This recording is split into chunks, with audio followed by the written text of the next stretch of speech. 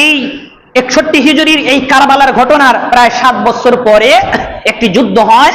কুফার নতুন গভর্নর হয় হলো মুখতার ইবনে আবু উবাইদা সাকাফি। তিনি গভর্নর হওয়ার পরে হুসাইন হত্যার প্রতিশোধ নিতে যায়। প্রতিশোধ নিতে গিয়ে নাহারে খাজির নামক একটি যুদ্ধ সংগঠিত হয়। সেই যুদ্ধের মধ্যে হুসাইনের হত্যাকাণ্ডের সাথে যারা জড়িত ছিল সবাইকে গ্রেফতার করা হয়। কুফার ময়দানে তাদেরকে জবাই করা হয়, তাদের মস্তকগুলো দিয়ে পাহাড় করা হয়। কুফার মসজিদের সামনে বিশাল বড় একটি পাহাড় রয়েছে, সেখানে শুধু হুসাইনের হত্যাকাণ্ডে যারা জড়িত ছিল তাদের মাথা দ্বিখণ্ডিত করা হয়েছে। হঠাৎ করে দেখে চতুর্দিক থেকে কোত্থেকে যেন সাপ আসতেছে, সাপ। আজকে তুলনামূলক মসজিদে মুসল্লি একটু কম হবে, অনেকে বাহানা দিবে বৃষ্টির কারণে আসতে পারি নাই, বিভিন্ন ধরনের ওজর আপত্তি পেশ করবে, কিন্তু আল্লাহর ইবাদত বন্দিগির ক্ষেত্রে, আল্লাহর হুকুম পালনের ক্ষেত্রে প্রকৃত যারা মুমিন তাদের কাছে কোনো বাহানাই স্থান পায় না, ঠিক না? কোন ধরনের ওজর আপত্তি তাদের কাছে চান্স নাই। আগে আল্লাহর ইবাদত, আগে নামাজ, পরে কাজ। এটা হলো মুমিনদের চিন্তা চেতনার ধারণা। আর যারা পরিপূর্ণ মুমিন নয়, যাদের অন্তরের মধ্যে শয়তানের প্রাধান্যতা বৃদ্ধি পেয়েছে, তারা সময় পাইলেও নামাজ কালাম পড়বে না। জিজ্ঞাসা করলে বিভিন্ন ধরনের ওজর আপত্তি পেশ করবে, পোশাক পাক নাই, শরীর খারাপ, ব্যস্ততা আছে, এই সেই। এগুলো হলো শয়তানের ধোঁকা। যাই হোক, আল্লাহ রাব্বুল আলামিন আমাদেরকে মহব্বত করেছেন, শয়তানের চক্রান্তে না ফেলে আমাদেরকে দৃঢ় প্রত্যয় নিয়ে আল্লাহর মহব্বত আর ভালোবাসা নিয়ে জুমার দিনে জুমার নামাজ পড়ার জন্য আজকে আসার তৌফিক দিয়েছেন। আবারও শুকর আদায় করি, বলি আলহামদুলিল্লাহ। আরবি নববর্ষের প্রথম মাস মুহররম মাস চলতেছে। রব্বুল আলামিনের কাছে অত্যন্ত প্রিয় এবং সম্মানিত একটি মাসের নাম হলো মুহররম মাস। জাহিলি জামানার অনেক খারাপ লোক ছিল, তারা অনেক অন্যায়, অনাচার, অত্যাচার, জুলুম, নির্যাতন, পাপ কাজ করত, কিন্তু রব্বুল আলামিনের পক্ষ থেকে এবং তাদের কাছেও 4টি মাস খুব পবিত্র এবং সম্মানিত ছিল। পাপ কর্ম করলেও এই 4টি মাসে তারা ঝগড়া বিবাদ, যুদ্ধ করত না। তারাও এই 4টি মাসকে সম্মান করত। সেই 4টি মাসের মধ্যে অন্যতম একটি মাস হলো এই মুহররম মাস। রচিত আছে, হাদিসেও বর্ণিত আছে, এই পবিত্র মুহররম মাসেই পৃথিবীর শেষ দিন অতিবাহিত হবে, অর্থাৎ কিয়ামত সংঘটিত হবে। আর এই মুহররম মাসেই ইতিহাসের বড় বড় ঘটনা ঘটেছে। মূসা আলাইহিস সালামকে রব্বুল আলামিন জালেম ফিরআউন থেকে মুক্তি দিয়েছিলেন, এবং সবচেয়ে ইতিহাসের নির্মম দৃশ্য ঘটনা যেই ঘটেছে মুহররম মাসে, সেটা হলো কারবালার ঘটনা। আপনারা অনেকেই জানেন। কারবালা নিয়ে আমরা আলোচনা করার আগে ইচ্ছা ছিল, কিন্তু আমাদের বিষয়ভিত্তিক আলোচনার ধারাটা শেষ না হতেই আমাদের একটু পিছিয়ে যেতে হয়েছে। এই কারণে আজকে মুহররম মাস উপলক্ষে আমাদের কারবালার আলোচনাটা আমরা শুনব। কারবালার সেই ঐতিহাসিক নির্মম করুণ দৃশ্য ঘটনার ক্ষেত্রে আমরা অনেক কিছুই ভুল জানি, আবার কিছু সত্য জানি। সেই ঘটনাকে ঘিরে আমরা অনেক অপসংস্কৃতির মধ্যেও ডুবে আছি, অনেক নিরপরাধ ব্যক্তিকে গালিও দেই, আবার অনেক পাপী ব্যক্তিদেরকে ভালো মানুষ মনে করি কারবালার এই ঘটনাকে উপলক্ষ করে। আমরা আজকে আলোচনা শুনব। সম্পূর্ণ আলোচনাটাই সঠিক নির্ভরযোগ্য ইতিহাস গ্রন্থ থেকে, হাদিসের কিতাব থেকে নেওয়া হয়েছে। কারবালার এই ঘটনা আমরা দিল দিয়ে, মন দিয়ে শুনবো এই উদ্দেশ্যে যে ওই ঘটনার সাথে যারা জড়িত ছিল, ওই দিনের নির্মম যেই করুণ ঘটনাগুলো ঘটে, মর্মান্তিক দুর্ঘটনা, সেই ঘটনাগুলো কাদের কাজ, বর্তমানে কাদের মধ্যে আছে, সেগুলো কি ধরনের পরিণতি দেশের জন্য নিয়ে আসে, সেই সংক্রান্ত আলোচনার দিকে আমরা ধাবিত হব। পবিত্র কোরআনে রব্বুল আলামিন আহলে বাইত তথা রাসূল সাল্লাল্লাহু আলাইহি ওয়াসাল্লামের পরিবার বর্গ, এই আহলে বাইতের অন্তর্ভুক্ত হলো তার স্ত্রীগণ এবং তার 2 নাতি হাসান হুসাইন, তার মেয়ে ফাতেমা এবং আলী রাদিয়াল্লাহু তাআলা আনহু।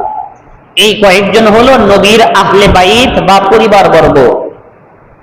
আল্লাহ রাব্বুল আলামিন পবিত্র কোরআনে সূরা আহজাবের 23 নম্বর আয়াতে এই আহলে বাইতকে তাদের সম্মান করার জন্য, তাদের সম্মান বোঝানোর জন্য শয়তানের যাবতীয় নাপাক অপবিত্রতা থেকে তাদেরকে মুক্তির ঘোষণা দিয়েছেন।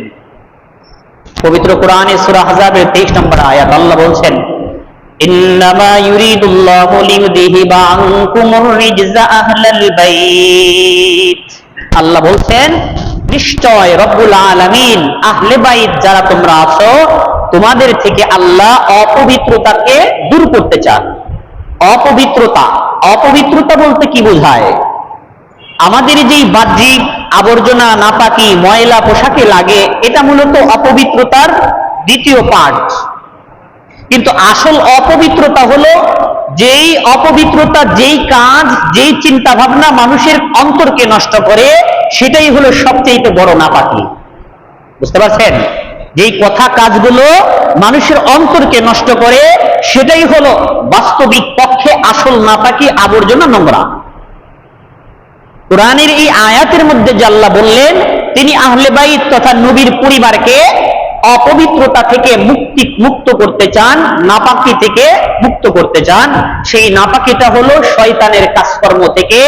আহলে বাইত তথা নবীর পরিবারবর্গ, তার স্ত্রীগণ, তার নাতি, তার ছেলে মেয়ে এবং তার জামাতা আলী রাদিয়াল্লাহু তাআলা আনহু, ইনাদের থেকে আল্লাহ অপবিত্রতা তথা শয়তানের ষড়যন্ত্র থেকে ইনাদেরকে নিরাপদ রাখতে চান। এই আয়াতের মাধ্যমে নবীর পরিবারবর্গ, আহলে বাইতের সম্মান বোঝা যায়। কোথাও বলা হয় নাই অমুক ব্যক্তির অপবিত্রতাকে আল্লাহ দূর করে দিবেন নবী ছাড়া। বোঝা যায় নবীর পরে আল্লাহর কাছে প্রিয়, সবচেয়ে ভালোবাসার পাত্র, সম্মানিত হলো নবীর পরিবারবর্গ, আহলে বাইত। এই আহলে বাইত সম্পর্কে আল্লাহর রাসূল অসংখ্য হাদিসের মধ্যে উম্মতকে সতর্ক করেছেন, সাবধান, আমার আহলে বাইত সম্পর্কে তোমরা সচেতন হও, তাদেরকে কষ্ট দিও না। কারণ কি? আমার আহলে বাইত হলো আমার ভালোবাসার ভিত্তি, আর আল্লাহর ভালোবাসার ভিত্তি হলো আমার ভালোবাসা। সুবহানাল্লাহ। সহিহ হাদিস তিরমিজি শরীফের 3789 নম্বর হাদিস, আল্লাহর নবী কি বলে? قال رسول الله صلى الله عليه وسلم أحب الله لما يبغوكم من نعمته। আল্লাহর নবী বলেন, আল্লাহকে তোমরা ভালোবাসো, আল্লাহকে মহব্বত করো, কারণ আল্লাহ তোমাদেরকে নিয়ামত দিয়েছেন, আল্লাহ তোমাদেরকে খাওয়ায়। আমাদেরকে খাওয়ায় কে? আল্লাহ। সবকিছু দেয় কে? আল্লাহ। রাসূল বলতেছেন, যেহেতু আল্লাহ তোমাদেরকে সবকিছু দেয়, রিজিক দেয়, এই কারণে তোমরা আল্লাহকে ভালোবাসো। এরপরে নবী বলেন, উহিব্বুনি বিহুব্বিল্লাহ। আল্লাহ নবী বলতেছেন, এরপরে আমাকে তোমরা ভালোবাসো, কারণ আল্লাহ আমাকে ভালোবাসে, আর তোমরা আল্লাহকে ভালোবাসো, আল্লাহর কারণে তোমরা আমাকে ভালোবাসবা। সুবহানাল্লাহ। আল্লাহ রাসূল বলতেছেন, আল্লাহর ভালোবাসার ভিত্তি হলো আমার ভালোবাসা, কারণ আল্লাহ আমাকে ভালোবাসে। আর নবীকে ভালোবাসলে কি হবে? পবিত্র কোরআনে সূরা ইমরানের মধ্যে আল্লাহ বলেন, قل إن كنتم تحبوا الله قل إن كنتم تحبوا الله فاتبعوني। যদি তোমরা আল্লাহকে ভালোবাসতে চাও তাহলে আমাকে ভালোবাসো আগে, কারণ আমাকে ভালো না বেশি ওভারটেক করে তোমরা আল্লাহর ভালোবাসা পাইবা না। নবী কি বললেন? আর আল্লাহ আয়াতে কি বললেন? যদি তোমরা আল্লাহকে পেতে চাও, নবীর অনুসরণ করো, নবীকে ভালোবাসো। নবীর ভালোবাসলে আল্লাহ তোমাকে ভালোবাসবে, এবং দুইটি কাজ আল্লাহ করবেন, ইহবিবুকুমুল্লাহ ওয়া ইয়াগফির লাকুম যুনুবাকুম। যখন তোমরা নবীকে ভালোবাসবা, এর মানে হলো আল্লাহ তোমাদেরকে ভালোবাসবেন, আল্লাহকে ভালোবাসা হয়ে যাবে, বিনিময়ে আল্লাহ তোমাদেরকে ভালোবাসবেন এবং তোমাদের জীবনের সব গুনাহগুলো আল্লাহ মাফ করে দিবে।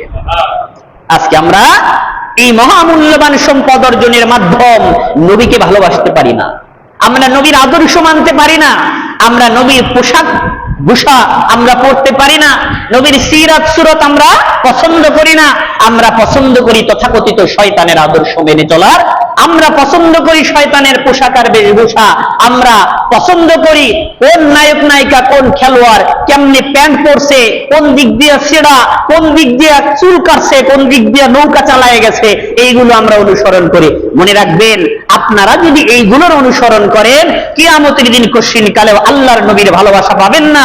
আর আল্লাহর নবীর ভালোবাসা ব্যতীত পৃথিবীর মধ্যে মুসলমানদের মধ্যে কেউ জান্নাতে যাওয়ার স্বপ্নেও দেখা উচিত, স্বপ্নেও দেখা অনুচিত। কারণ নবীর ভালোবাসা ছাড়া মুক্তির কোনো উপায় নাই। এই কারণে আমাদের সব ভালোবাসা পরিত্যাগ করে সব আদর্শকে বিসর্জন দিয়ে আমার নবীর ভালোবাসা অর্জন করতে হবে, নবীর সিরাত সুরাত আদর্শকে ধারণ করতে হবে। আর নবীর ভালোবাসার অন্যতম কাজ হলো নবীর আদর্শ পালন করা। আপনি মুখে বললেন আমি নবীকে ভালোবাসি, আপনি স্লোগান দিলেন কারবালা উপলক্ষে, মুহররম উপলক্ষে আপনি কি বলেন তাজিয়া করলেন, শরীরের মধ্যে আঘাত করলেন হাই হুসাইন বলে, হাই নবী বলে, কিন্তু এটা নবীর ভালোবাসা না। নবীর আসল ভালোবাসা হলো নবীর আদর্শ মানা। আমাদের তথাকথিত এই জগতের মধ্যে তথাকথিত যেই ভুল, যেই শয়তানের কাজ, প্রেম ভালোবাসা যাদেরকে বলে, এই জগতের ক্ষেত্রেও তো দেখা যায় শুধু আই লাভ ইউ বললে কি আর ভালোবাসা হয়? শুধু আই লাভ ইউ বললে কি ভালোবাসা হয়? মেয়েও বোঝে আই লাভ ইউ তো এটা মুখ দিয়ে বলাই যায়, জিকির তো করাই যায়, কিন্তু ওই মেয়েটা ভালোবাসার প্রমাণ চায়, ওই মেয়েটা ভালোবাসার প্রমাণ চায়, ছেলেও প্রমাণ চায়। ওই প্রমাণ না দিতে পারলে আপনার মুখে হাজারো বার আই লাভ ইউ স্লোগানের মুখে ওরা জুতা মারে। তাইলে নবীর ক্ষেত্রে আমি কি বলেন, আমি নবীকে ভালোবাসি, নবীকে মহব্বত করি, এইগুলোর দ্বারা কি মহব্বত প্রমাণিত হবে? নবীর আদর্শ না মানলে আপনি যতই মুসলমান দাবি করেন না কেন, এদিকে আপনি কাজে কর্মে কি বলেন আর্জেন্টিনা ব্রাজিল আর শয়তানের দুশ্মনদের পক্ষ নিচ্ছেন, তাদের বেশভূষার জার্সি পরে আপনি নিজেদেরকে সমর্থক ভেবে বিশাল কিছু ভেবে বলতেছেন। আরে অন্যদিকে নবীর পোশাক নাই, সেই পোশাকের ক্ষেত্রে আপনার কথা নাই। এত সহজ নবীর ভালোবাসা পাওয়া? আল্লাহ আমাদেরকে হেফাজত করুন। আল্লাহ বলতেছেন যদি তোমরা আল্লাহর ভালোবাসা চাও তাহলে নবীকে ভালোবাসো। আর এই হাদিসের মধ্যে আল্লাহর নবী বলতেছেন উহিব্বুল্লাহ লিমা ইয়াবুদুকুম মিন নি'মাতিহি, যে তোমরা আল্লাহকে ভালোবাসবা কারণ আল্লাহ তোমাদেরকে রিজিক দেন। এরপরে নবী বলেন ওয়া উহিব্বুনি বিহুব্বিল্লাহ, আর তোমরা আমি নবীকে ভালোবাসবা কারণ আল্লাহ তোমাদেরকে ভালোবাসে। যেহেতু আল্লাহকে ভালোবাসছো, এই আল্লাহর কারণে তোমরা আমাকে ভালোবাসবা কারণ আল্লাহ আমাকে ভালোবাসে। এরপরে নবী বলেন আল্লাহর নবী বলেন এরপরে আমার আহল পরিবার যারা আছে, আমার ছেলে সন্তান পরিবার বর্গ যারা আছে, তাদেরকে তোমরা ভালোবাসবা কারণ আমি আমার পরিবারকে ভালোবাসি। আমার কারণে আহলে বাইতকে ভালোবাসবে, আমার কারণে আহলে বাইতকে ভালোবাসবে, আর আল্লাহর কারণে আমাকে ভালোবাসবে। আর আল্লাহকে ভালোবাসবে কেন? আল্লাহর দেওয়া রিজিক তোমরা ভক্ষণ করতেছো। এই হাদিসের মধ্যে বোঝা যায় আহলে বাইতের ভালোবাসা হলো ঈমানের অন্যতম একটি ভিত্তি। আহলে পরিবারকে ভালো না বেশে আপনি নবীর মহব্বতে হাই হুতাশ করলেন, এই ভালোবাসা গ্রহণযোগ্য না। সেই আহলে বাইতের মধ্যে সর্বশ্রেষ্ঠ এবং সবচেয়ে ভালোবাসার পাত্র হলো হাসান হুসাইন। কারণ তিরমিজি শরীফের একটি হাদিসের মধ্যে আসছে, সহিহ হাদিস 3772 নম্বর হাদিস।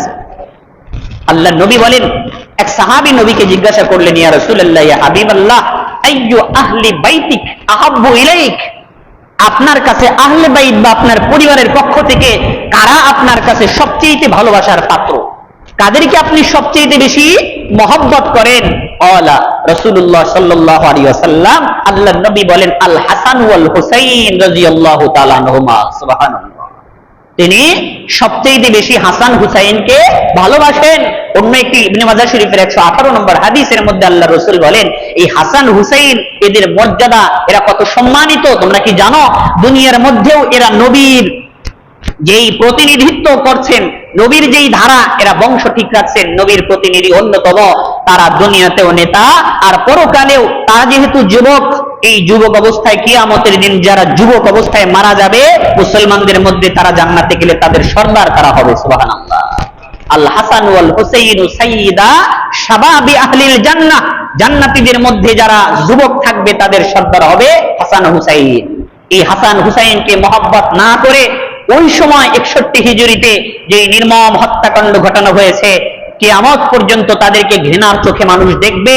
সেই নির্মম ঘটনা স্মরণ করে আহলে বাইত নবীর পরিবারকে আমাদের ভালোবাসা উচিত। সেই মুহররম মাস 61 হিজরি, কিছুদিন হলো হযরত মুআবিয়া রাদিয়াল্লাহু তাআলা আনহু ইন্তেকাল করলেন।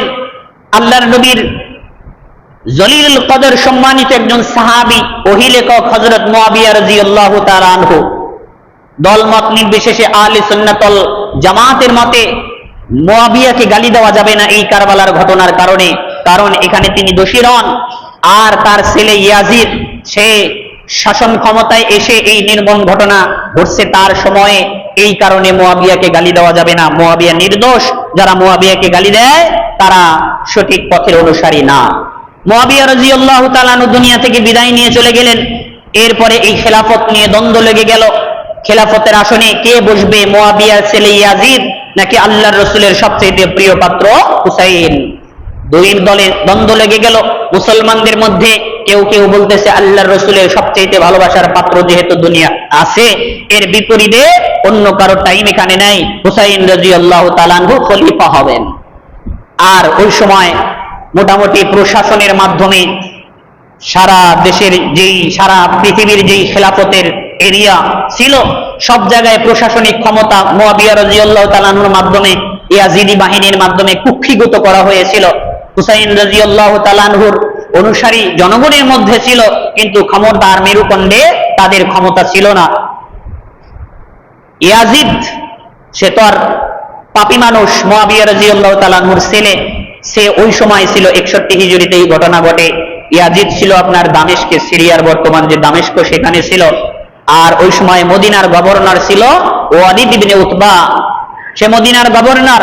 হুসাইন রাদিয়াল্লাহু তাআলা আনহু তার পরিবারবর্গ নিয়ে মদিনায় জীবন যাপন করতেছিলেন। যখন মুয়াবিয়া মারা গেল, মুসলমানদের মধ্যে কিছু মুসলমান বলতেছে আমরা হুসাইনকে খলিফা মানবো, আর কেউ কেউ বলতেছে আমরা ইয়াজিদকে মানবো। লেগে গেল দ্বন্দ্ব। কুফা থেকে, যেহেতু কুফা বসরা ওই সময় মুসলমানদের রাজধানী ছিল, ওইটা দামেস্কে ছিল ইয়াজিদ, ওখানে অনেক প্রশাসনিক লোক ইয়াজিদকে মেনে নিল। আর কুফা থেকে শত শত চিঠি হুসাইন রাদিয়াল্লাহু তাআলা আনহুর কাছে আসলো। চিঠির মধ্যে লেখা, হে আল্লাহর নবীর নাতি, আমরা আপনাকে খলিফা মানবো, আপনার হাতে বায়াত গ্রহণ করব, আপনি এই মুসলমানদের হেডকোয়ার্টার রাজধানী কুফায় চলে আসেন। শত শত চিঠি দিচ্ছে। তো হুসাইন রাদিয়াল্লাহু তাআলা আনহু দৃঢ়প্রত্যয়, ইয়াজিদ হলো পাপী, ফাসিক, তার মাধ্যমে অনেক পাপ কাজ সংগঠিত হয়েছে, সে মুসলমানদের খলিফা হতে পারে না। আর ইয়াজিদ ক্ষমতার বাহাদুরি দেখিয়ে, তার বাবা যেহেতু খলিফা ছিল, সেই ক্ষমতার বাহাদুরি দেখিয়ে সে নেতা হবে, যেটা আজকে আমাদের সমাজেও আছে, তাই না? নেতার ছেলে নেতা, কোন ধরনের দেশের প্রতি অবদান না থাকলেও নেতার ছেলে নেতা।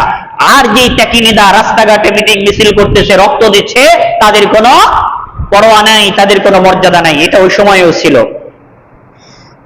তো কুফা থেকে শত শত চিঠি হুসাইন রাদিয়াল্লাহু তাআলা আনহু মদিনায় চলে গেছে। মদিনায় এই চিঠির উপর নির্ভর করে হুসাইন রাদিয়াল্লাহু তাআলা আনহু ভাবলেন, যেহেতু আমার প্রতি তাদের আস্থা আছে, আমি কুফায় যাই, তারা আমার উপর বায়াত গ্রহণ করবেন। মুসলমানদের এই দুর্দিনে খলিফা খিলাফতের এই আসনে যদি ভালো একজন মানুষ না থাকে, মুসলমানদের সেতুবন্ধন নষ্ট হয়ে যাবে, তাদের সংস্কৃতি ইসলামী বেশভূষা ধ্বংস হয়ে যাবে। এই কারণে হুসাইন রাদিয়াল্লাহু তাআলা আনহু যাবে হলো কুফায়।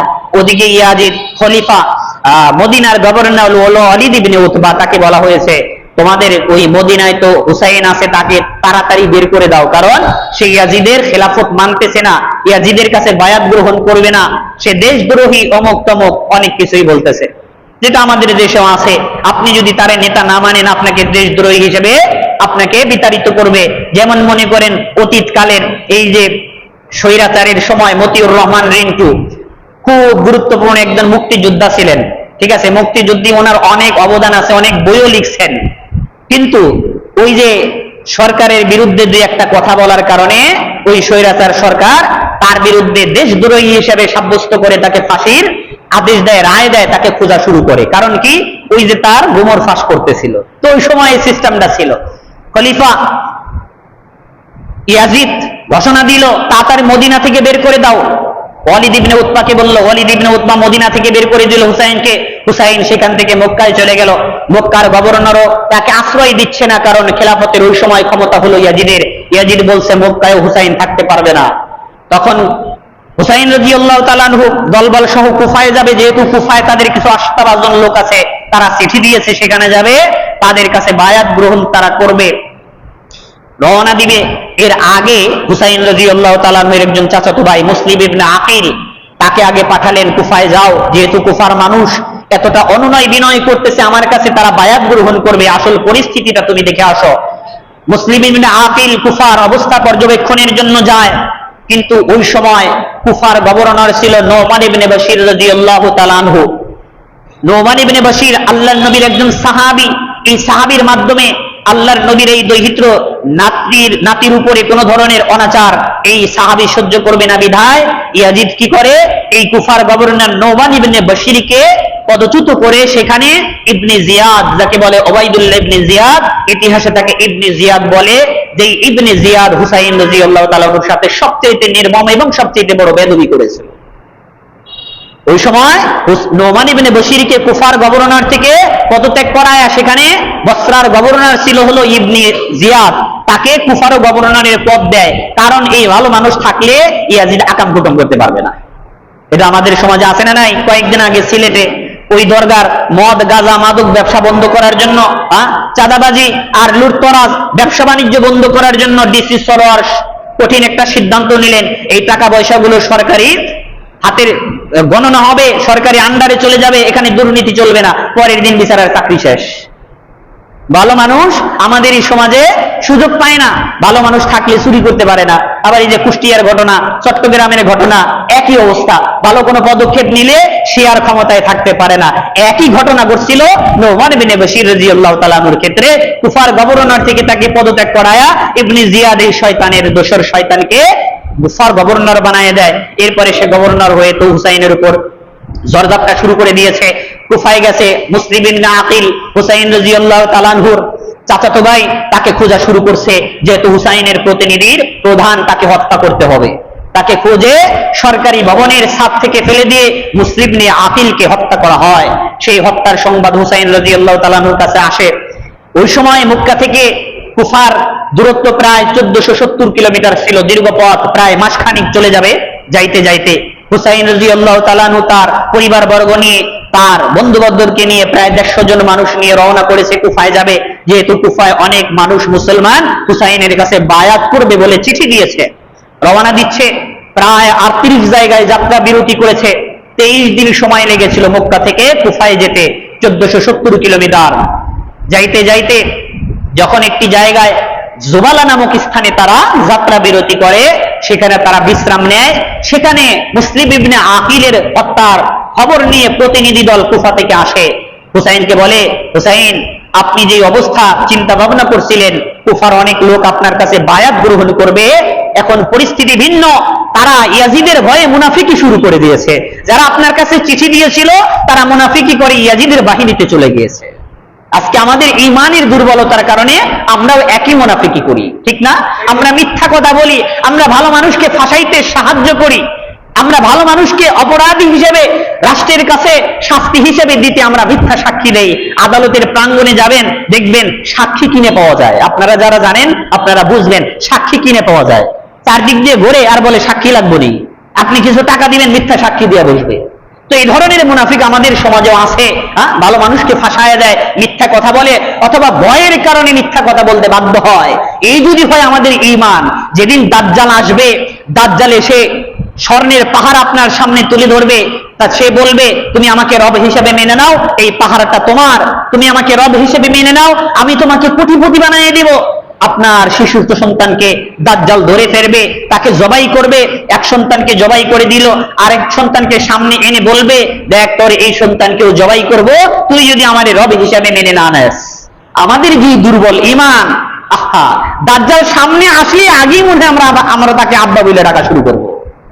আমরা বর্তমানে তথাকথিত ক্ষমতাধর পাপিষ্ঠ নরাদম পাপীরা, এই কিছু উদ্ভট উশৃঙ্খল নেতাদের ভয়েই আমরা মিথ্যা কথা বলি, আমাদের সত্য মত থেকে ফিরে আসি, আমাদের সত্য আদর্শ থেকে আমরা বিচ্যুত হই। ওই দিন যেদিন দাজ্জাল আসবে, ওই দিন আমাদের ঈমানের 12টা বেজে যাবে। তো কুফার লোক মুনাফিকি করছে ইয়াজিদের ভয়ে। যেই লোকেরা হুসাইনের কাছে বায়াত গ্রহণের প্রত্যয় ব্যক্ত করেছিল, তারা আজকে মত পাল্টে দিয়েছে। মুসলিম ইবনে আকিল বললেন, আপনি কুফায় যায়েন না, সেখানে গেলে 12টা বাজবে। হুসাইন বললেন, আমি যাবই, দেখি তকদিরে যেটা আছে সেটা হবে, আমি গিয়ে আগে ইয়াজিদের সাথে বোঝাপড়া করি। তিনি রওনা দিচ্ছেন। সামনে আরেকটি জায়গা, কুফা থেকে প্রায় 74 কিলোমিটার দূরে শারাফ নামক স্থানে আবার যাত্রা বিরতি করলেন। সেখানে যাত্রা বিরতি করতে তখন ওই যে ইবনে জিয়াদ, ইয়াজিদ হুকুম দিয়েছিল যে হুসাইন এবং তার পরিবার সহ জীবিত আমার কাছে নিয়ে আসবা, কিন্তু ইবনে জিয়াদ কি করলো, অ্যাডভান্স করে ফেললো, ওভারলোড করে ফেললো। যেমন মনে করেন আমাদের এলাকার যদি কোনো বড় নেতা বলে, এদিকায়, ও তো আমারে ভোট দেয় নাই, ও তো আমার ক্ষতি করছে, ওর একটু সামনে নিয়ে আয়। যে এই পাতি নেতা এই হুকুম পালন করতে যায়, অতিরিক্ত কিছু করে ফেলে। নেতা বলল তাকে নিয়ে আয়, অতিরিক্ত গিয়ে তাকে মারপিট করে, তার ক্ষতি করে, তাই না, যেন নেতা খুশি হয়। নেতা বলল ধরে নিয়ে আয়, পাতি নেতা গিয়ে খুন করে, নেতা যেন একটু বেশি খুশি হয়। এরকম আছে না, নেতারা বেশি কি বলেন সন্তুষ্ট আর খুশি করতে গিয়ে যে আদেশ দেয় ওটা একটু বেশি করে ফেলে। ইয়াজিদ বলছিল তোমরা তাকে ধরে নিয়ে আসবা, আর ইবনে জিয়াদ কি বলল, কি নরাধম কাণ্ড ঘটে ফেললো, খুব নির্মম সেখানে যুদ্ধ ঘটায় দিল ইবনে জিয়াদ।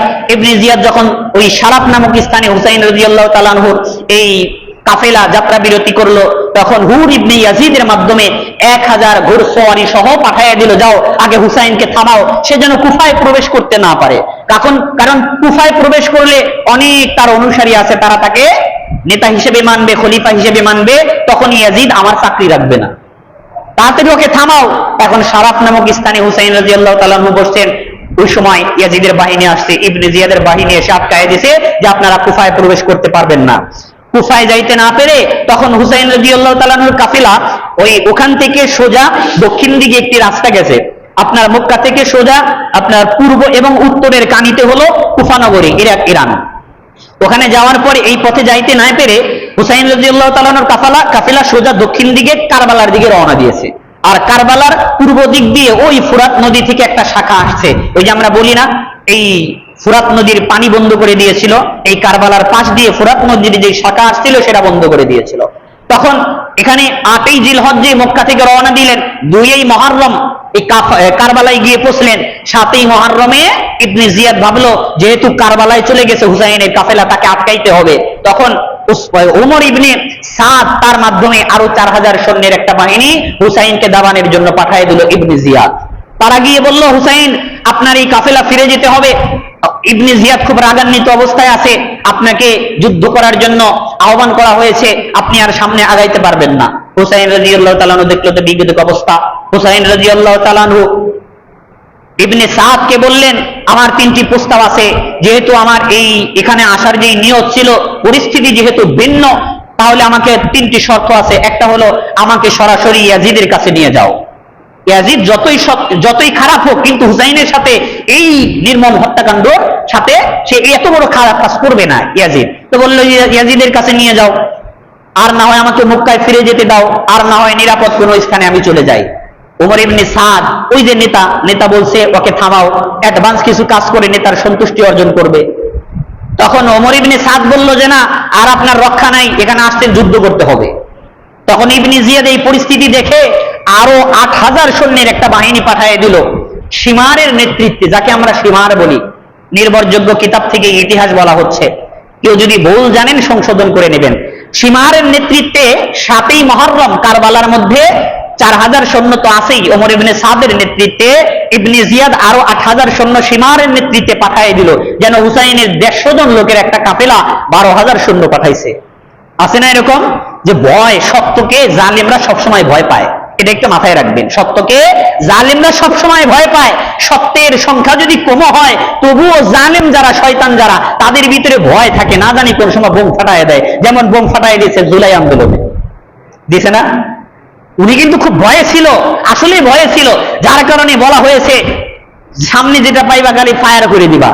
কতগুলো গুলি নষ্ট হয়েছিল, কিন্তু শেষ পর্যায়ে সত্যের কাছে ওই মিথ্যা জালিম কি টিকতে পারে নাই। কিন্তু সদা সর্বদা কিয়ামত পর্যন্ত সত্য ছোট হলেও ওই মিথ্যা সবসময় ভয় পাইতে থাকে। কারণ হলো পবিত্র কোরআনে সূরা আম্বিয়ার একটি আয়াতের বরাতে বলা হয়েছে যে সত্য সবসময় শক্তিশালী, সবসময় বিজয়ী হবে, মিথ্যা যত বড় শক্তিশালী হোক না কেন সে পরাজিত হবে।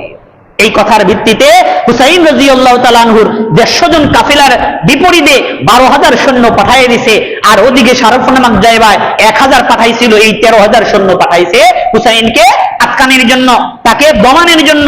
কারবালার মধ্যে আসে সীমার বারবার ওমর ইবনে সাদকে ফুসলাচ্ছে যে হুসাইনের সাথে যুদ্ধ করো। তখন হুসাইন দেখলেন যুদ্ধ করা ছাড়া কোনো গতি নাই, যুদ্ধে আমাকে নামতেই হবে। তখন হুসাইন রাদিয়াল্লাহু তাআলা আনহু দৃঢ় প্রত্যয় নিয়ে সামনে এগিয়ে গেলেন, যুদ্ধের ময়দানে ভাষণ দিচ্ছেন, উম্মতে মুহাম্মাদীর প্রতি ভাষণ দিচ্ছেন। হে উম্মতে মুহাম্মাদী মুসলমান নামধারী তোমরা যারা আছো, তোমাদের প্রতি আমার একটি কথা, আমি নবীর নাতি, এই দুনিয়াতে বর্তমানে নবীর বংশধরদের মধ্যে আমি ছাড়া তো আর কেউ নাই। তোমরা আমাকে হত্যা করতে আসছো, আজকে যদি নবী থাকতো তোমরা সেই নবীকে নবী মানো, আর সেই নবীর পবিত্র পাত্রকে তোমরা এইভাবে হত্যা করতে চাও, যুদ্ধ করতে চাও, কেমন তোমার হৃদয়? এরকম মর্মস্পর্শী একটি ভাষণ দেয়। সেই ভাষণের কারণে হুর ইবনে ইয়াজিদ, ওই যে প্রথমে সারাফ নামক জায়গায় হুর ইবনে ইয়াজিদের মাধ্যমে 1000 সৈন্য দিয়ে যে প্রত্যাখ্যান হয়েছিল, ওই হুর ইবনে ইয়াজিদ ইনি মুসলমান হয়ে, মুসলমান তো আগে আছে, হুসাইনের পক্ষে চলে আসে। এবার 12,000 সৈন্য যুদ্ধ করবে, বলল ঠিক আছে যুদ্ধ শুরু হোক। সর্বপ্রথম নরাধম ওমর ইবনে সাদ হুসাইন রাদিয়াল্লাহু তাআলা আনহুর দিকে তীর নিক্ষেপ করে এই তীরটা লাগে হলো হুসাইন রাদিয়াল্লাহু তাআলা আনহু এর বংশধরদের মধ্যে একটা বাচ্চা আলী আসগার, তার ছোট্ট বাচ্চা শিশু, তার বুক ভিত করে পিছন দিক দিয়ে সেই তীর বের হয়ে যায়, সাথে সাথে সেই শিশু শহীদ হয়ে যায়। ওমর ইবনে সাদ সর্বপ্রথম তীর নিক্ষেপ করে, যুদ্ধ শুরু হয়ে যায়। যুদ্ধের এককালে মুসলমানদের মধ্যে কি বলেন, হুসাইন রাদিয়াল্লাহু তাআলা আনহুর কাফেলার প্রায় 72 জন লোক মারা যায়। ওই সময় পানি বন্ধ করে দেওয়া হয়, যুদ্ধের আগে 3 দিন পর্যন্ত পানি বন্ধ। 7ই মুহররমে তারা পৌঁছছে, 10ই মুহররমে যুদ্ধ শুরু হয়ে গেছে। পানির কারণে অনেক কাফেলার সাথী অনেক মারা যায়, সেখানে তাদেরকে পানি দেওয়া হয় না। সবচেয়ে বড় আশ্চর্যের বিষয় হলো, যখন মালিক ইবনে নুসাইর হুসাইন রাদিয়াল্লাহু তাআলা আনহুকে পিছন থেকে বর্ষা মারে, বর্ষা তার পিঠ দিকে বের হয়, কি বলেন বিদ্ধ হয়ে সামনের দিকে বের হয়ে যায়, মরণাপন্ন অবস্থা। ওই সময় হুসাইন রাদিয়াল্লাহু তাআলা আনহু একটু পানি চায়। ওই সময় ইবনে জিয়াদ শিমার আর ইবনে সাদ এরা আল্লাহর নবীর এই পবিত্র নাতিকে পানি দেয় নাই। এই নির্মম ইতিহাস আমাদের এই সমাজে বর্তমান তথাকথিত গণতন্ত্রের রক্ষার্থে যারা জীবন দিচ্ছে, এই গণতন্ত্রের নামধারী এই ধ্বজাধারীরা মুসলমানদের উপর জুলুম করতে গিয়েও এই নির্মম ইতিহাসের পুনরাবর্তন ঘটে। এই ঘটনাগুলো আমাদের সমাজেও ঘটতেছে। হেফাজুল ইসলামের 13 সালের ঘটনা আপনাদের জানা থাকার কথা, আমিও সেখানে ছিলাম। একটা আলেম সে বলতেছে, আমরা এখান থেকে চলে যাব, আপনি আমাকে মাইরেন না, বাড়িতে শুধু আমার মা আছে, আমার মা আর আমি ছাড়া আর কেউ নাই, আমাকে আপনারা মাইরেন না। এই কথা বলতে দেরি, পিছন থেকে একটা ইন্ডিয়ান পুলিশ গুলি করতে দেরি নাই, সাথে সাথে তারা বুকে গুলি লাগে, ওই লোকটা ওখানেই মারা যায়। ভালো করে মনে রাখবেন, আমাদের যারা প্রকৃত বাংলাদেশী তারা কখনোই এই আলেমদের উপর সরাসরি গুলি চালাইতে পারে না। হেফাজতের 13 সালের ঘটনা, পিলখানার ঘটনা, জুলাই আন্দোলনের ঘটনা, যারা মানুষকে হত্যা করেছে এর 90% মানুষ হলো ইন্ডিয়ার ওই কালা কুকুররা এসে এই কাজগুলো তারা কমান্ড করেছে। তারাই আমাদের দেশের মানুষ আলেমুল আমাদেরকে গুলি করেছে। আমাদের দেশের যারা প্রকৃত নাগরিক, পুলিশ হোক আর্মি হোক, তারা সরাসরি কখনোই আলেমদের উপর গুলি চালাইতে পারে না। আমরা দেখেছি সেই 13 সালের সেই নরাকীয় হত্যাকাণ্ডে, আমরা দেখেছি হিন্দিতে কথা বলে, ভারতীয় পোশাক পরে আমাদের এই রাতের অন্ধকারে মুসলমানদেরকে নিধন করার জন্য আসছে। ওই সময় আমরা দেখেছি তারা তো আর মুসলমান দেখে না, তারা তো চায় টুপিওয়ালা দাড়িওয়ালা হইলেই তাদের জন্য নাকি বিপদ, এই কারণে তাদেরকে তারা দমাইতে চায়। আমরা দেখেছি ওই রাত পার হওয়ার পরেই হেলিকপ্টারে করে ইন্ডিয়ান বাহিনীদেরকে পার করে দেওয়া হয়, যেমনটা ঘটেছিল পিলখানার ঘটনার মধ্যে। পিলখানার ঘটনা আপনারা যারা সত্য জানেন, এই ঘটনা ঘটার পরেই কয়েকটা প্রাইভেট কারে গ্লাস অন্ধকার, সেখানে ইন্ডিয়ান বাহিনীকে তাদেরকে পার করে দেওয়া হয়, কারণ এই হত্যাকাণ্ড তারা ঘটিয়েছে। আমাদের দেশে যারা দালাল পার্টি আছে, ইন্ডিয়ার দালালি যারা করে, এই ভারতের দালালি যারা করে, যারা দেশের প্রতি গাদ্দারি করে, এরাও জানে যে বাংলাদেশের প্রকৃত নাগরিক যারা পুলিশ আর্মি, এরা কখনোই বাঙালিদের প্রতি গুলি চালাবে না। এই কারণে আকাম কুকাম করতে মাঝে মধ্যে ওখান থেকে হায়ার করে বাহিনী নিয়ে আসে। এই ঘটনাগুলো তারা ঘটায়। কি বলতেছিলাম, হেফাজতের সেই করুণ কাহিনী, পিলখানার করুণ কাহিনী। তাজা মানুষ, কি বলেন, বিজিবির অফিসারদেরকে মরে নাই এরকম এখনো জান বের হয় নাই, ওদেরকে ধাক্কা দিয়ে দিয়ে নলকূপে ফেলা হচ্ছে, তাদেরকে জীবিত কবর দেওয়া হচ্ছে। এই ঘটনাগুলো পিলখানার ঘটনার মধ্যে ঘটছে। একই ঘটনা জুলাই আন্দোলনের মধ্যেও ঘটছে, মারা যায় নাই। দেখা যায় একটা ছোট্ট ছেলে, কি বলেন, বয়স আর 15-16 হবে, সে পালাইতে চাইতেছে, বিল্ডিং এর নিচ দিয়ে নামবে, ব্যালকনির জানালা ধরে দাঁড়িয়ে আছে, ঝুলতেছে। এই অবস্থায় পুলিশ উপর থেকে গুলি করলো, প্রায় 6 রাউন্ড গুলি করলো, ওই লাশটা ওখান থেকেই পড়ে গেল। এই ঘটনাগুলো আমাদের এই সমাজেও আছে, তাদের কোনো করুণা হয় না। যারা আজকে মানুষের অবস্থা দেখে নিজেদের হৃদয়ের মধ্যে জাগ্রত হয় না, কেন আমি তাকে হত্যা করতেছি, এই করুণ দশার মধ্যে আকুতি মিনতি করার পরেও যারা আমরা গুলি চালাই হত্যা করি, তারা আসলে ইয়াজিদের বাহিনী, ইবনে জিয়াদের বাহিনী। এদের হাসর নাসর কিয়ামতের দিন ওদের সাথেই হবে। কয়েকদিন আগে এই যে ব্রাজিল হেরে গেল, আরে এই উন্মাদনা নিয়ে কত বলবো আপনাদেরকে।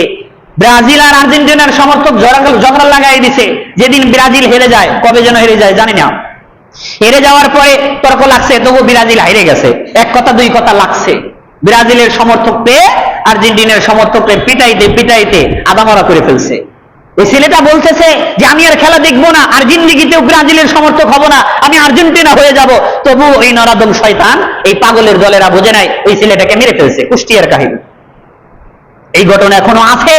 যাদের হৃদয়ের মধ্যে দয়া মমতা থাকে না, এটার কারণ হলো শয়তান যদি পুরাপুরি নিজেদের পায়খানা টয়লেট করার জন্য মানুষের হৃদয়ের মধ্যে যদি টয়লেট বানায়, তখন তাদের হৃদয় এতটা নির্মম হয়। আজকে আমাদের মুসলমানদের সন্তানদের এই অবস্থা। আমরা ভুল ভ্রান্ত জিনিস নিয়ে উন্মাদনায় লিপ্ত আছি, আসল জিনিস আমরা খুঁজেই পাচ্ছি না। কি বলতেছিলাম, হুসাইন রাদিয়াল্লাহু তাআলা মরণাপন্ন অবস্থা, তাকে চতুর্দিক থেকে আঘাত করা হচ্ছে, আর তিনি পানি চাচ্ছেন, তাকে পানি দেওয়া হয় নাই। আরে এরপরে সিনান নামক একজন কাফের, সে প্রকৃত মুসলমান ছিল না, সে হুসাইন রাদিয়াল্লাহু তাআলা এর বুকে উঠে হুসাইনের মন্দ কি বলেন মাথা দ্বিখণ্ডিত করে ফেলে, জবাই করে ফেলে। সেই মাথা বর্ষার আগায় উঠায় বিদ্ধ করে ইবনে জিয়াদ বসরায় প্লেটের সামনে রাখা হয়। তার সামনে যখন রাখা হয়, ইবনে জিয়াদ কি বেদবিটায় নাই করেছিল, তরবারি দিয়ে হুসাইন রাদিয়াল্লাহু তাআলা আনহুর নাকে এবং তার দাঁতে মুখে কোচাচ্ছিল, আর বলতেছিল, হুসাইন কোথায় তোমার খেলাফত, কোথায় তোমার নেতৃত্ব। আরে ওই সময় আল্লাহর নবীর একজন বিখ্যাত সাহাবী, বয়স্ক সাহাবী আনাস রাদিয়াল্লাহু তাআলা আনহু ছিলেন। তিনি চিৎকার দিলেন, তিনি সইতে পারলেন না, তিনি বললেন, হে নরাদম পাপিষ্ঠ, তোমাকে আমি কাফেরই বলবো। শোনো কাফের, তুমি যে হুসাইন রাদিয়াল্লাহু তাআলা আনহু এর দ্বিখণ্ডিত মাথার এই নাকে এবং মুখের মধ্যে তরবারি দিয়ে খোঁচাচ্ছ, আল্লাহর কসম আমি দেখেছি নবী এই ঠোঁটের মধ্যে চুমা দিয়েছিল। আল্লাহর নবী এই ঠোঁটে চুমা দিয়েছিল, এই নাকে ধরে চুমা দিয়েছিল, আর সেখানে তুমি তরবারি দিয়ে খোঁচাচ্ছ, একটু কি আল্লাহর ভয় হয় না? আরে দেখবেন ইতিহাস কাউকে ক্ষমা করে না, বিশেষ করে জালিমদেরকে আল্লাহ কখনোই মাফ করে না। জালিমদেরকে আল্লাহ এতটাই অপছন্দ করে, ইন্নাল্লাহা লা ইউহিব্বুজ জালিমিন, যে এদেরকে আল্লাহ দুনিয়া থেকেই শাস্তি দেওয়া শুরু করেন। হাদিসের মধ্যে আছে 3 শ্রেণীর মানুষকে আল্লাহ দুনিয়া থেকেই শাস্তি দেওয়া শুরু করেন। এর মধ্যে অন্যতম হলো জালেম। আমরা যুগে যুগে জালিম দেখেছি। ফিরাউনের ডুবাই মারছে আল্লাহ, নমরুদরে মশার কামড় দিয়ে মারছে আল্লাহ। এইভাবে বড় বড় জালিমদেরকে আল্লাহ অপদস্থ করে দুনিয়া থেকে বিদায় করে দিয়েছেন, ঠিক না? আমাদের সমাজেও দেখি যারা জুলুম করেছিল, আমাদের দেশেও যারা নেতৃত্ব কি বলেন রাজনীতি করতে গিয়ে যারা জুলুম করেছে, তাদের পরিণতি কিন্তু ভালো হয় নাই। একই অবস্থা হয়েছে এই হুসাইনের হত্যাকাণ্ডের সাথে যারা জড়িত ছিল, শিমার ইবনে জিয়াদ সহ, ওমর ইবনে সাদ সহ আরো যারা ছিল, এদের পরিণতি খুবই খারাপ হয়েছে। এই 61 হিজরির এই কারবালার ঘটনার প্রায় 7 বছর পরে একটি যুদ্ধ হয়। কুফার নতুন গভর্নর হয় হলো মুখতার ইবনে আবু উবাইদা সাকাফি। তিনি গভর্নর হওয়ার পরে হুসাইন হত্যার প্রতিশোধ নিতে যায়। প্রতিশোধ নিতে গিয়ে নাহারে খাজির নামক একটি যুদ্ধ সংগঠিত হয়। সেই যুদ্ধের মধ্যে হুসাইনের হত্যাকাণ্ডের সাথে যারা জড়িত ছিল সবাইকে গ্রেফতার করা হয়। কুফার ময়দানে তাদেরকে জবাই করা হয়, তাদের মস্তকগুলো দিয়ে পাহাড় করা হয়। কুফার মসজিদের সামনে বিশাল বড় একটি পাহাড় রয়েছে, সেখানে শুধু হুসাইনের হত্যাকাণ্ডে যারা জড়িত ছিল তাদের মাথা দ্বিখণ্ডিত করা হয়েছে। হঠাৎ করে দেখে চতুর্দিক থেকে কোত্থেকে যেন সাপ আসতেছে, সাপ। বিদায়া নিহায়া ইতিহাসের কিতাবের মধ্যে এগুলো লেখা আছে। কোত্থেকে যেন সাপ আসে। কুফার মসজিদের প্রান্তে একজন সাহাবী দাঁড়িয়ে আছে, তিনি বলতেছেন, ওই যে দেখো আসতেছে জালেমকে নিধন করার জন্য, ওই যে আল্লাহর বাহিনী এসে গেছে, চতুর্দিক থেকে সাপ আসতেছে। সাপ এসে ওই যে হুসাইনের হত্যাকাণ্ডে যারা জড়িত ছিল তাদের মাথাগুলো যা আছে, ওই মাথার নাক দিয়ে বের হচ্ছে, অন্য দিক দিয়ে সাপগুলো বের হয়ে যাচ্ছে। সাপগুলো নাক দিয়ে বের হচ্ছে, কান দিয়ে ঢুকতেছে, অন্য দিক দিয়ে বের হচ্ছে। সাপ এক একটা মাথার মধ্যে যায়, কিছুক্ষণ থাকে, আবার সাপগুলো বের হয়ে আসে, কিছুক্ষণ পরে ওই মাথা থেকে নাক দিয়ে মুখ দিয়ে রক্ত বের হতে থাকে। মানুষ এই দৃশ্য দেখে আফসোস করতে লাগলো, হাইরে দুনিয়া থেকে এদের জাহান্নাম শুরু হয়ে গেছে, দুনিয়া থেকে এদের জাহান্নাম শুরু হয়ে গেছে। এ কারণে আজকের এই আলোচনার মধ্যে চেতনার আমাদের আসল শিক্ষা হলো, কখনোই জুলুম করতে যাইয়েন না। ভাবতেছেন আপনি 41 সাল পর্যন্ত থাকবেন, আপনি ভাবতেছেন 100 সাল পূর্ণ করবেন, কিন্তু ভাই আল্লাহ জালিমদেরকে পছন্দ করেন না। আপনার ন্যায় নীতি আর ইনসাফের মাধ্যমে যদি মানুষের ভালোবাসা অর্জন করে ক্ষমতা চালাইতে পারেন চালান, কিন্তু জুলুম করে কখনোই রাজনীতি করতে যায়েন না, জুলুম করে আরেকজনকে কষ্ট দিতে যায়েন না। আল্লাহর কসম অবশ্যই দুনিয়া থেকে আপনার 12টা বাজায় দিবে আল্লাহ। এ কারণে জুলুম করা যাবে না। জুলুম যদি কারো আমল নামায় থাকে, অবশ্যই আল্লাহর কাছ থেকে ক্ষমা চেয়ে নিতে হবে। আল্লাহ আমাদেরকে বুঝার তৌফিক দান করুন।